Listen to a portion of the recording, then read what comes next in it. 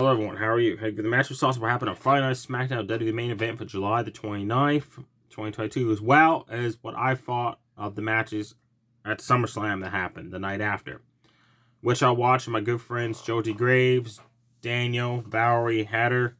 We were hoping Chris and Malcolm could make it, but they couldn't. On to the matches.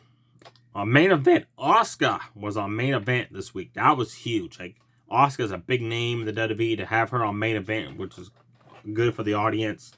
She teamed up with Dana Brooke to take on Carmella and Tamina Snuka. I thought this match was going to be good. It wasn't. It sucked. It was garbage. It was like a 2-minute match.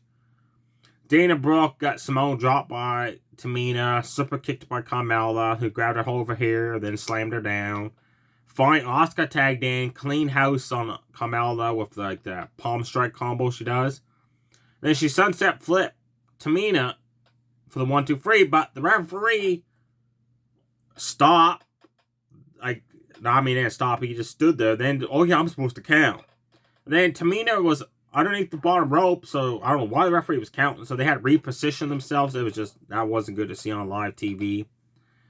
On main event there, Asuka pinned Tamina. They won the match. Now the other match on main event is must see, folks.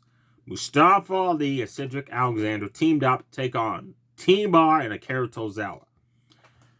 Great match, action packed, hard hitting action, folks. T-Bar and Tozawa just kicked Cedric and Mustafa Ali's asses.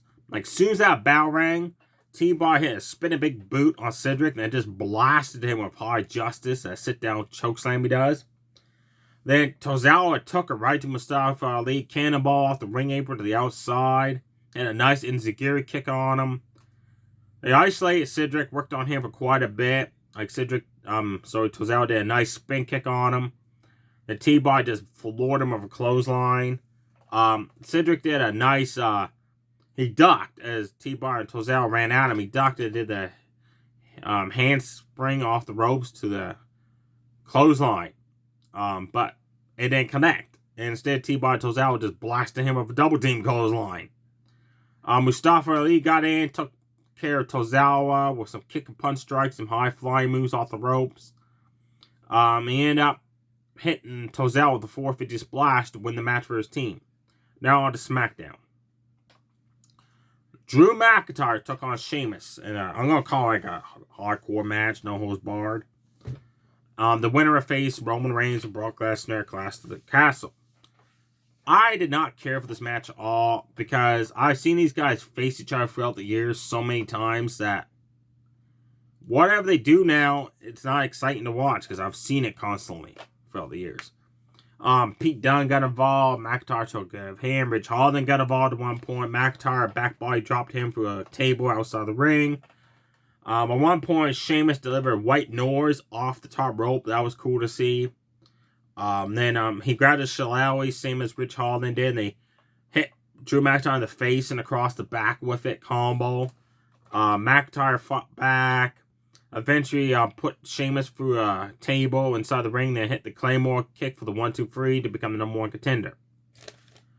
Aaliyah was supposed to face Lacey Evans, but Lacey was pulled due to medical reasons. They didn't say what medical reasons it was, so Aaliyah faced Chelsea Blackheart. This was a fast match.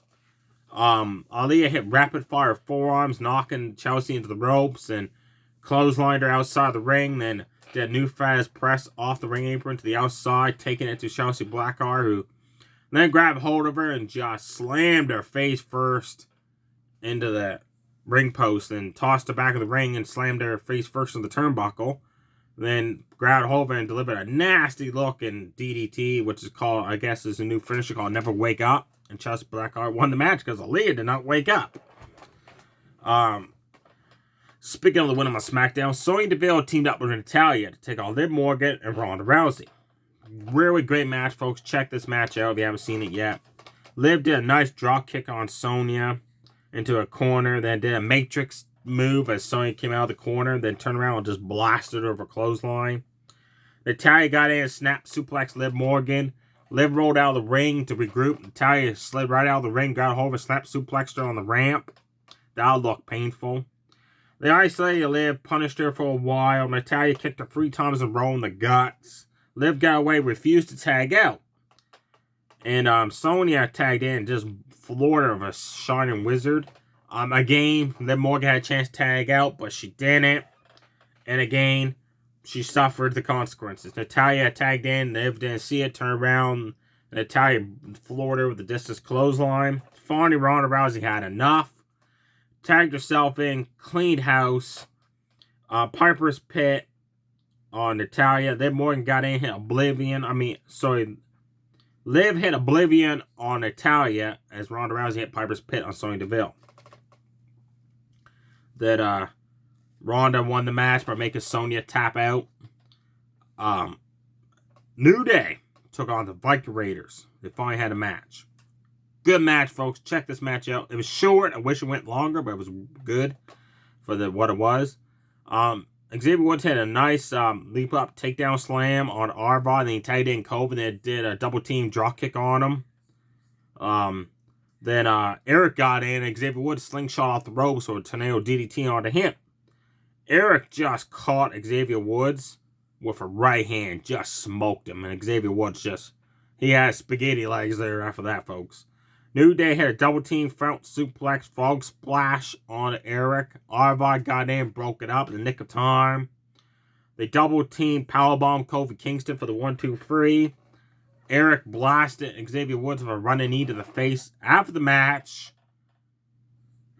they tossed Kofi out of the ring. Then Eric grabbed hold of his shield and just smashed Xavier Woods in the face with it. Then Arva grabbed a steel chair. They wrapped Xavier Woods' leg into the chair. Then the Viking Raiders smashed the shields down onto the chair. And Xavier Woods, folks, was screaming in pain. That looked nasty, that shot. Now on to main event, folks. SummerSlam. Apologize there. Bianca Belair defended her Raw Women's Championship against Becky Lynch. Really great match between these two. I gotta admit, Bianca did a lot more offense than she usually does. At one point, she hit the KOD driver on Becky outside the ring. That looked painful as hell. At one point, Bianca was on the top rope, and Becky pulled her off the top rope with her long hair, with Bianca's long hair, right into the rock bottom. That was a nice transition, how she did that. Becky hit the leg drop off the top rope onto Bianca. Bianca did her signature springboard moonsault off the ropes onto Becky. Almost won the match to keep her title. Both women give it their best. And Bianca won the match with the KOD driver. After the match, Bayley returned. I was super excited. Bayley's back. I guess she's going to be on Raw. But she wasn't the only return. Dakota Kai is back. I friggin' almost jumped off the cart when I saw that. That was huge. Because I'm a big fan of Dakota Kai NXT. I was shocked when Vince McMahon released her, fired her back in April, and he capped Raquel Gonzalez, sent her to SmackDown. Because these two were a tag team, right? Huge fan of Dakota Kai. I love it. I love that she's back, but she's got to cut her hair. Her hair is way too long. And then the surprise is that stop. Io Shirai is now caught up to the main roster. That was huge. Now, I know we think, well, geez, and a lot of times when NXT guys get caught up in the main roster, they don't get news right. Now it's Vince McMahon. This Triple H is definitely around the show, so I think things are going to be different. And let's face it, when's the last time we seen Io Shirai wrestle on NXT? That's right. It's been a long time. Because she's one of the women that refused to dress skimpy. Like Vince McMahon wanted these women to dress sexier, show more cleavage, and Io Shirai is one of the ones that refused to do that, so Vince was punishing her, not putting her on TV. They came out and stared down Bianca, and Becky Lynch turned face, folks. She's now siding with Bianca Belair against these three women. That's going to be a good feud. Speaking of the women, Liv Morgan defended her SmackDown Women's Championship against Ronda Rousey. As soon as that bell rang, Liv Morgan took her right to Ronda, folks. Like, knocked her into the corner. Just forearm strikes, elbow shots. Ronda got out of the corner with a Piper's Pit. Liv Morgan countered with a nice elbow to the side of the face of Ronda Rousey, which stunned her. Hit the ride kick, stunned Ronda Rousey. Liv Morgan just took it to Ronda Rousey. Then Ronda got a hold of her and tried for the armbar submission hold, but every time she did, Liv Morgan would roll over and put her feet on the bottom rope for a rope break. Ronda Rousey finally applied the armbar submission hold after a bit. Liv Morgan tapped out, but the referee did not see her tapping out because he was counting Ronda Rousey's shoulders down to the mat for the 1-2-3. So Liv Morgan still your SmackDown Women's Champion, and Ronda Rousey turned heel. She attacked Liv after the match, applied the armbar submission hold. She then took out the referee with a judo toss, then applied the armbar submission hold on the referee. And then security and all that had to pull her off the referee. I didn't like that it showed Liv Morgan tapping out already. Like, this is her first title defense, and she was tapping and was going to lose. Like that there takes away credibility of the champion. They should not have made her be tapping out. They should have just had her pin Ronda when her shoulders were down. That should have been it. But honestly, I cannot wait to see the rematch between these two. Definitely check out both of these winning matches of SummerSlam, folks. They're worth it. Pat McAfee took on Baron Corbin. Another really good match. I enjoyed this match. Corbin at first could get no offense on Pat McAfee. He was just taking it to him. At one point, the referee got knocked down, and Pat McAfee hauled off and kicked Corbin right between the legs. Poor Corbin. I felt bad for him. McAfee coming off the ropes. Corbin just blasted him with the deep six. He went for End of Days. Pat McAfee countered that, folks, and hit a sunset flip off the top rope onto Corbin into a pinfall for the 1-2-3. Now, after the match, they teased something. After the match, Pat McAfee told Corey Graves to basically suck it with the DX chop. Corey Graves has been training to come back to wrestling. He used to wrestle in NXT, but he suffered a major injury and couldn't wrestle throughout the years.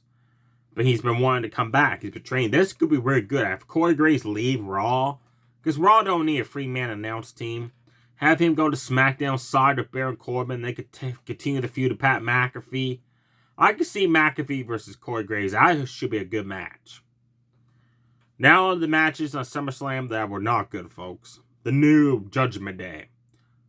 Awesome entrance. Took on the Mysterios, no disqualification. I don't even know why the hell this was no DQ. Because it was like a steel chairs news once. When Rey Mysterio did that slide outside the ring onto Damian Priest or Finn Balor, I forget who it was, with the steel chair. Rhea Ripley back body dropped Dominic onto the announce table. Then, during the match, just as I thought, oh, this is going to start getting good, right? Picking up, Edge returned. With the brood music, he ran out. This what was frustrating. The entrance to SummerSlam, if you haven't seen it yet, it's a long damn entrance ramp. Stage, right? It's going to take like 5 minutes to get there. So, Damian Priest hit Day of Reckoning onto Dominic. But he just stood there and did not pin him. Or, I'm sorry, it was Rey Mysterio that he did it to. I couldn't remember. It was one of the Mysterios, anyways. He delivered Day of Reckoning to.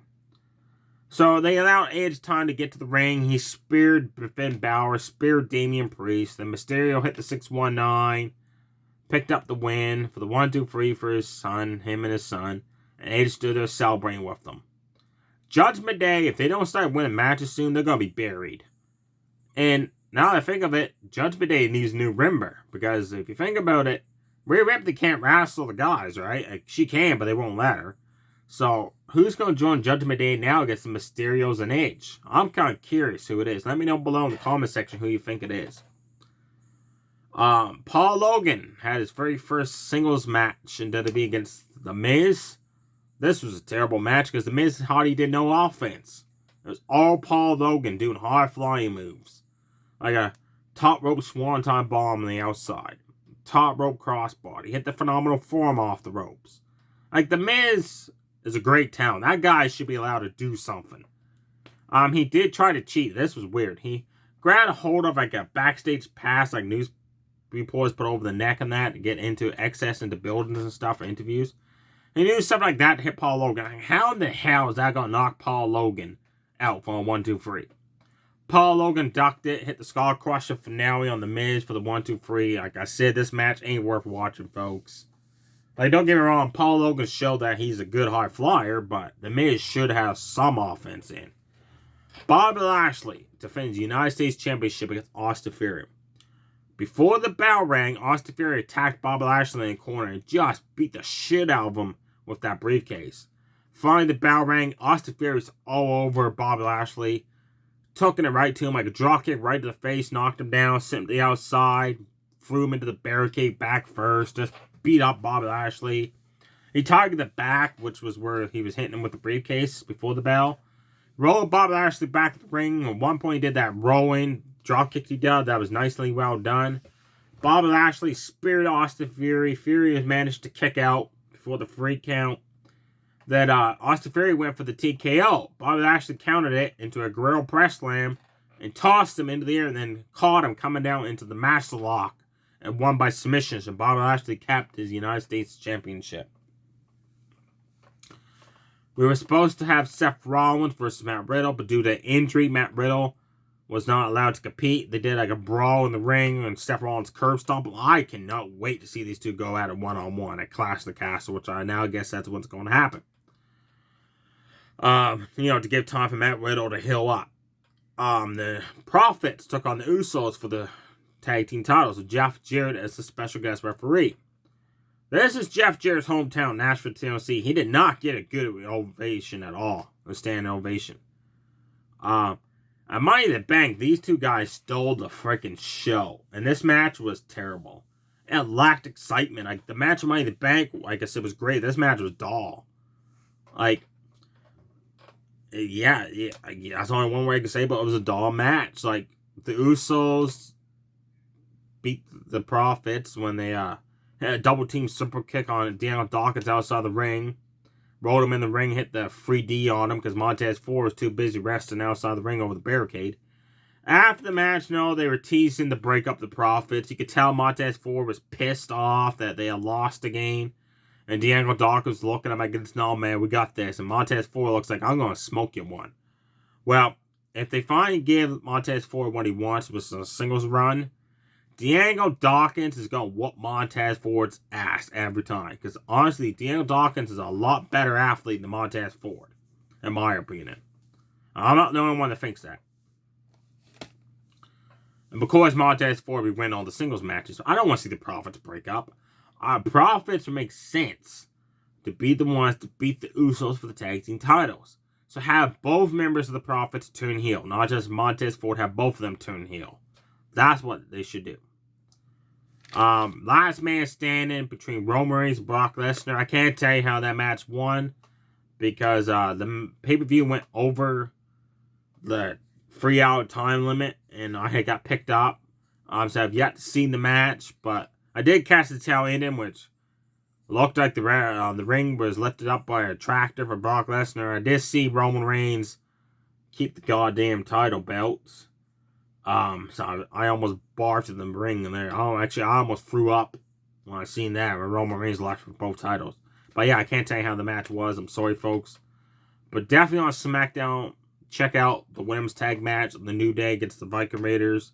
And at SummerSlam, you gotta watch Becky versus Bianca, Liv versus Ronda Rousey, Corbin versus Pat McAfee, and check out the Last Man Standing match. And let me know below if it was good or not, folks. Stay safe, everybody. Too sweet. Bye.